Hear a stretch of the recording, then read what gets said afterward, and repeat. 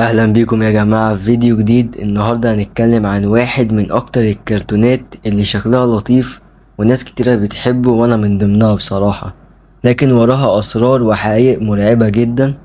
مسلسل غامبل او كرتون غامبل. لو كنت فاكر ان غامبل مجرد كرتون كوميدي للاطفال استعد تتصدم، لان النهاردة هقولكوا 5 حقائق مرعبة عن غامبل. وقبل ما نبتدي الفيديو بعتذر جدا ان انا قطعت فترة من غير سبب، ويلا نبتدي الفيديو. بس قبل بداية الفيديو ما تنساش يا اخويا، بس بالله عليك تعمل اللايك والاشتراك، لان انا في امس الحاجة لكل اشتراك ولايك بصراحة يعني. تعبان يا كابتن. لا والله يعني تعبان ده والله. المهم يعني بيقولك في اشاعات بتقول ان في حلقة من غامبل ما اتعرضتش على التلفزيون واتشالت من الانترنت بسرعة. الحلقة دي كان فيها غامبل وداروين بيتصرفوا بشكل غريب جدا وجسمهم بيبدأ يتشوه تدريجي. اللي شافوا الحلقة قالوا ان نهايتها كانت مرعبة لدرجة ان فريق العمل نفسه رفض يكمل عرضها.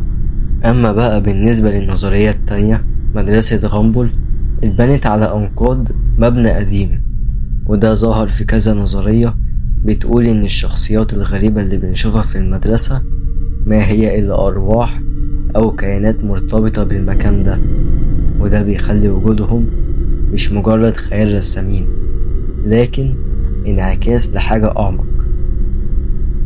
أما بقى بالنسبة للنظرية التالتة يا صديقي، في مقابلة قديمة مع واحد من كتاب الكرتون اتقال إن الكرتون ليه نهاية بديلة ما تعرضتش.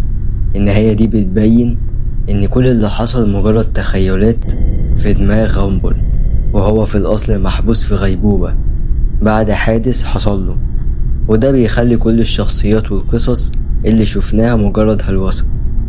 أما بقى بالنسبة للنظرية الرابعة، داروين كان سمكة عادية قبل ما ياخد رجلين ويبقى صاحب غامبل، لكن اللي الناس كتير ما تعرفوش إن في نظرية بتقول إن داروين اتعرض لتجارب غريبة حولته للمسخ اللي احنا شايفينه، عشان كده شخصيته ساعات بتكون أبعد من إنسان عادي، وده بيفسر ليه بيخاف أو بيتصرف بشكل غريب جدا.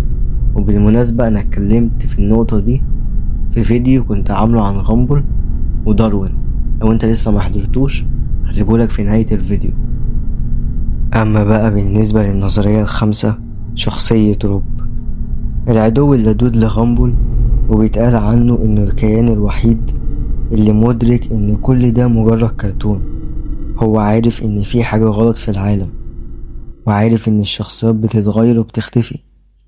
نظريات كتير بتقول إن روب بيرمز لفكرة اللاوعي اللي بيحاول يصحي غامبل من الغيبوبة، وده يمكن أخطر وأرعب سر في المسلسل كله. دي كانت 5 حقائق مرعبة عن غامبل. قولولي ايه أكتر حقيقة خوفتكم أو شدتكم. لو عندكم نظريات تانية مرعبة عن غامبل اكتبوها في التعليقات.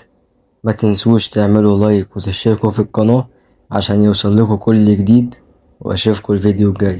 يلا سلام.